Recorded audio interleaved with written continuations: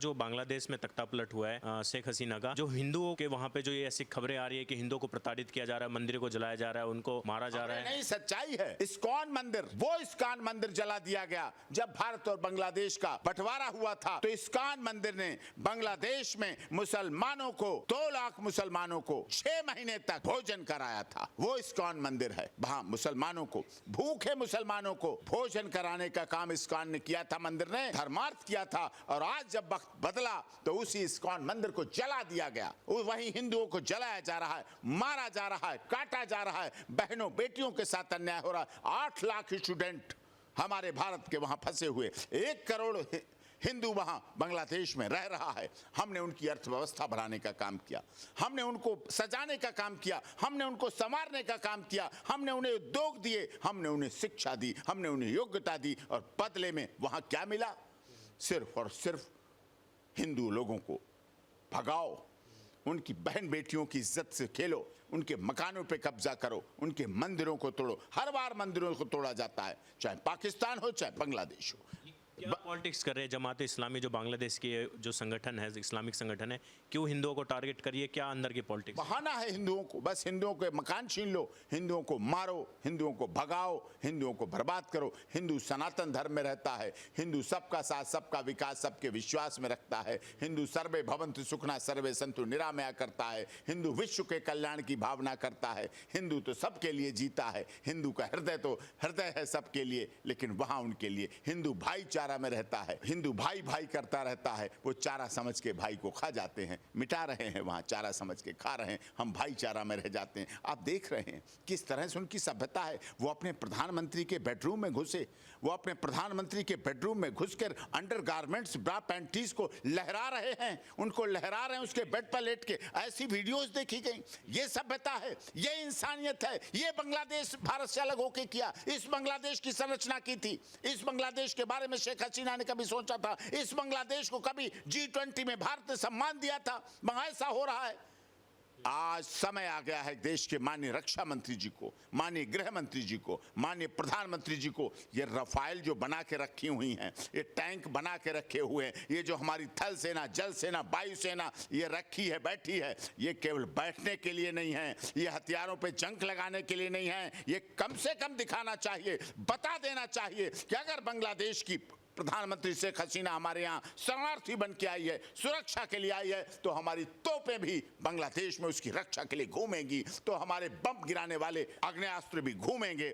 और ये रफाल रखने के लिए नहीं है, रफाल भी घूम के आने के लिए। उनको सुरक्षित ला सकते हैं तो हम बांग्लादेश को भी सुरक्षित रख सकते हैं, उसकी सुरक्षा की बात कर सकते हैं। आप मतलब एक प्रधानमंत्री मोदी जी और भारत सरकार की जिम्मेदारी बनती है जो वहाँ के हिंदू कम्युनिटी के लोग हैं उनकी सुरक्षा की, और उनको हो सकता है तो भारत में जगह देने की। देखिए, हिंदू कम्युनिटी की भी सुरक्षा की जिम्मेदारी है। और जो भारत के मुस्लिम वहां हैं, काम कर रहे हैं, उद्योग कर रहे हैं, स्टूडेंट हैं, लड़कियां पढ़ रही हैं, लड़के पढ़ रहे हैं, उनकी सुरक्षा की जिम्मेदारी भारत सरकार की, भारत के हर व्यक्ति की और बांग्लादेश में रह रहे हर हिंदुस्तानी की, बच्चा, जवान, बूढ़ा, उस सब की सुरक्षा की गारंटी भारत की है। भारत दुनिया का बड़ा देश है। भारत की तरफ दुनिया देखती है। भारत किसकी तरफ देखेगा? भारत किसके सहयोग मांगेगा? भारत तो अमेरिका के सहयोग नहीं मांगेगा ना, भारत तो चाइना से सहयोग नहीं मांगेगा। भारत के जब सैनिक इतने मजबूत हैं, इस दिलेरी के साथ रहते हैं कि भारत के सैनिक जब बॉर्डर पर जाते हैं तो कह के जाते हैं कि या तो तिरंगा में लिपट कर आऊंगा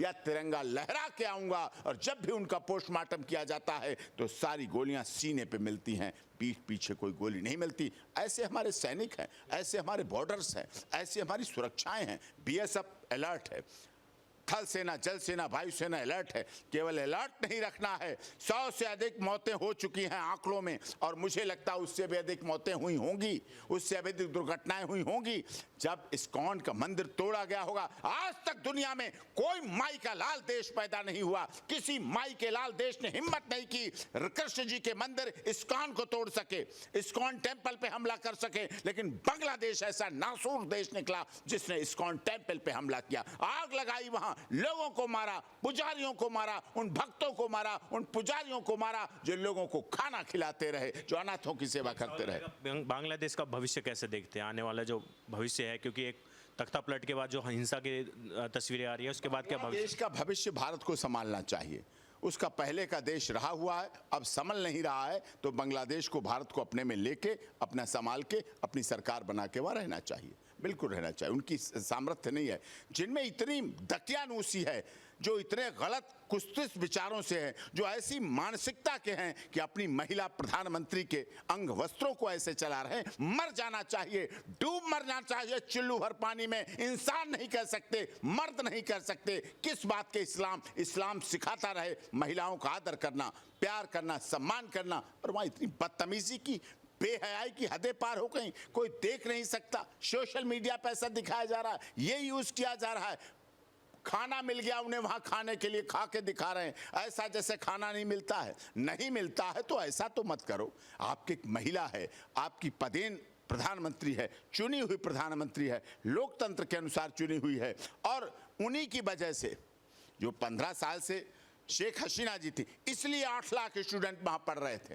कितना राजस्व हमारा जा रहा था, कितना रेवेन्यू हो रहा था, कि इतनी हमारी फंडिंग हो रही थी बांग्लादेश के लिए। 1 करोड़ हिंदू वहां रहता है, सब कुछ कमा कमा के बांग्लादेश को दे रहा है, वहां की शान शौकत को बढ़ा रहा, वहां बिल्डिंग्स को बना रहा, कंस्ट्रक्शन को बढ़ा रहा, मल्टीनेशनल कंपनियां पहुंच रही हैं, उद्योग पहुंच रहे हैं, हमारा सब कुछ वहां हो रहा है। और उन्होंने ये करके दिखाया, ये करके दिखाया, ऐसा करके दिखाया, इस तरह से दिखाया, ये लेवल दिखाया। आज जरूरत है भारत को, भारत के रक्षा मंत्री को, भारत के विदेश मंत्री एस जयशंकर प्रसाद को, और भारत के माननीय प्रधानमंत्री, गृह मंत्री, रक्षा मंत्री को। और ये खुशी की बात है इस मामले में विपक्ष भी पूरा भारत की सरकार के साथ है। ये मैं तारीफ करता हूं, मैं छुपता नहीं हूं। इस मामले में, बांग्लादेश के मामले में आदरणीय राहुल जी ने, आदरणीय अखिलेश जी ने, आदरणीय ममता जी ने, आदरणीय जितने विपक्ष के नेता हैं, सब ने भारत सरकार का साथ दिया है और भारत सरकार को विश्वास दिया है कि आप बांग्लादेश के लिए कार्य करिए, बांग्लादेश की सुरक्षा कीजिए, बांग्लादेश का संरक्षण कीजिए, और बांग्लादेश को बड़े भाई और पिता की तरह संरक्षक सुरक्षित करके उसे फिर से आगे बढ़ाने के लिए मौका दीजिए। आखिरी सवाल रहेगा सर, किसका हाथ देख रहे हैं इंटरनेशनल लेवल पे, ग्लोबल लेवल पे, किस कंट्री का हाथ देख रहे हैं? किसी अमेरिका, सीआई का हाथ भी है, अमेरिका भी है। मैंने बड़े विश्व के मामलों को स्टडी किया है, अंतर्राष्ट्रीय मामलों को देखा है, अंतर्राष्ट्रीय केसों को किया है। अमेरिका चाहता है भारत को पर्दे के पीछे से घुस जाए, सामने से लड़ने की हिम्मत नहीं।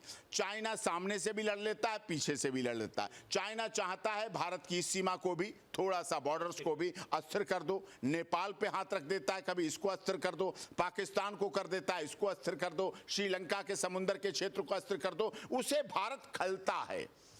भारत 140 करोड़ लोगों की आबादी है। भारत दुनिया का सबसे बड़ा लोकतंत्र है। भारत सबसे बड़ा एक्सपोर्ट और इंपोर्ट का साधन है। भारत सबसे बड़ा देश का दुनिया का सरताज बन रहा है। उन्हें ये बुरा लगता है, उन्हें अच्छा नहीं लगता। पहले भारत में सुई भी बाहर से आती थी। याद होगा देश के प्रधानमंत्री जवाहरलाल नेहरू जी के कपड़े भी पेरिस से धुल के आते थे, कपड़े भी पेरिस से धुल के आते थे, सुई भी बाहर से आती थी। आज सुई भी भारत में बनती है, जहाज भी भारत में बनते हैं, सुरक्षा सामग्री के भी बनते हैं, तोप गोले बम बारूद भी बनते हैं, और सभी कुछ वैज्ञानिक चीजें बनती हैं। आज भारत में लोग बाहर से इलाज कराने आ रहे हैं। आज भारत से यहाँ हॉस्पिटल भी अच्छे हैं, एम्स भी बने हैं, IIT भी बने हैं, चिकित्सा के क्षेत्र में बने हैं। एक एप्पल फोन जो दुनिया में बाहर से आता था, आज एप्पल ग्रेटर नोएडा में बन रहा है। छोटी बात नहीं है। हमारे मीडिया हाउसेस दुनिया के लिए काम करते हैं, हर भाषाओं में काम करते हैं। हमारी विभिन्नता में, अनेकता में एकता का देश ऐसा है। गुवाहाटी से चौपाटी, कन्याकुमारी से कश्मीर तक पूरी दुनिया को एक तरह से एकता के साथ दिखाता है। हमारे यहाँ सब जाति, समाज, क्षेत्र, भाषा, संप्रदाय के लोगों का महत्व। और इसीलिए आप देखिए, आज़ादी के समय 14 अगस्त को जब विभाजन की विभीषिका हुई, पाकिस्तान में कितने मंदिर थे? आज क्या उतने मंदिर बाकी बचे? नहीं बचे। पाकिस्तान में कितने हिंदू थे 14 अगस्त विभाजन की विभीषिका दिन, जब पाकिस्तान से गाड़ियां भर भर के भेज दी गई, मार मार के भेज दिए गए, काट काट के पूरी गाड़ियां भेज दी गई, तब भी वहां हिंदू बचे थे। लेकिन आज धीरे धीरे वहां के हिंदुओं को, बहनों को, बेटियों को वहां धर्म परिवर्तन कराया गया, वहां खत्म किया गया, उन्हें उनकी प्रॉपर्टी पे कब्जा किया गया, उनके संपत्ति पे कब्जा किया गया, और मंदिरों को तोड़ा गया। आज वहां कितने मंदिर रह गए हैं? पहले कितने मंदिर थे? और हमारी भारत की शांतता देखिए, हमारी गंभीरता देखिए। हमने क्या किया भारत में? भारत में जितनी मस्जिदें थी उस समय, उससे 1000 गुना मस्जिदें भारत में हो चुकी हैं। जितने मुस्लिम थे हमारे भाई, आज उनकी संख्याएं बहुत बड़ी हुई। आज दुनिया में मैं दावे के साथ कह सकता हूं, विश्वास के साथ कह सकता हूं, पूरी दुनिया में अगर मुसलमान कहीं सुरक्षित है तो वो भारत में सुरक्षित है, क्योंकि मोदी जी प्रधानमंत्री हैं। भारत कितना सुरक्षित है बेटियों के लिए, आपने देखा भी बांग्लादेश में कल से चल रहा है हंगामा। अगर बांग्लादेश की प्रधानमंत्री शेख हसीना जी को किसी देश में जहाज ले जाने का अवसर मिला तो वो इंडिया है, और इंडिया ने उनको सुरक्षित रखा। वो अमेरिका जा सकती थी, उनके नाती पोते अमेरिका में हैं। वो पाकिस्तान जा सकती थी, अफगानिस्तान जा सकती थी, श्रीलंका जा सकती थी, चाइना जा सकती, उन्हें नहीं लगा। अगर देश में कहीं सुरक्षा, दुनिया में कहीं सुरक्षा है तो वो भारत में है, और वो भारत आई और भारत ने उसको स्वीकार किया। भारत अगर महात्मा बुद्ध के बुद्ध पर चलता है, गौतम बुद्ध के सिद्धांत पर चलता है, तो युद्ध के खिलाफ बुद्ध की शांति के साथ चलता है, तभी तो युद्ध का खिलाफत कर पाता है, तभी तो वो अहिंसा का पुजारी बन पाया। हमारा देश महात्मा गांधी के सिद्धांतों पर चलकर अहिंसा के सिद्धांत पर चला, हिंसा से दूरी बनाई महात्मा गांधी ने, और महात्मा गांधी ने अहिंसा के सिद्धांत पर पूरी दुनिया में वकालत की, जबरदस्त वकालत की, जोरदार वकालत की। पूरी दुनिया देख रही है कि भारत अहिंसा के मार्ग पर चलता है। बेशक भारत में आतंकवादी घटनाएं होती हैं, लेकिन फिर भी जब भारत कोविड वैक्सीन बनाता है कोरोना काल में, तो वो वैक्सीन भारत पाकिस्तान को भी देता है, बांग्लादेश को भी देता है, श्रीलंका को भी देता है, अफगानिस्तान को भी देता है, जो वहां से आतंकवादियों को भेजते हैं। यहाँ 26/11 करते हैं, संसद पे हमला करते हैं, लेकिन वो जीवन देना जानता है। अगर भारत के हाथ में जीवन देना है तो भारत पाकिस्तान को भी देता है। और इसी बात को देखकर पूरी दुनिया के देश, चाहे लेबनान हो, तेहरान हो, ईरान हो, इराक हो, जद्दा हो, सऊदी हो, अरब हो, मक्का हो, मदीना, कोई हो कंट्री, सभी ने अपना सर्वोच्च सम्मान मोदी जी को दिया। वो जानते हैं मोदी जी हैं तो मुस्लिम यहां सुरक्षित है, दंगे नहीं होते, ये सब कुछ नहीं होता, और इसीलिए यहां मस्जिदें भी ज्यादा हैं। यही हमारी आबादी बढ़ने का भी कारण है, क्योंकि हम अगर चैरिटी करते हैं, एक बोरी सीमेंट मंदिर को देते हैं तो एक बोरी सीमेंट मस्जिद को देते हैं, एक बोरी सीमेंट गुरुद्वारा को देते हैं, एक बोरी सीमेंट गिरजाघर को देते हैं। ये हमारी सर्वजन हिताय सर्वजन सुखाय की भावना है, ये हमारी सबको लेके चलने की भावना है, ये हमारी वसुधैव कुटुंब की भावना है, यही हमारी G20 में one earth one family one future की भावना चली, और पूरी दुनिया ने उसको देखा और सराहा। बहुत बहुत धन्यवाद सर आपका।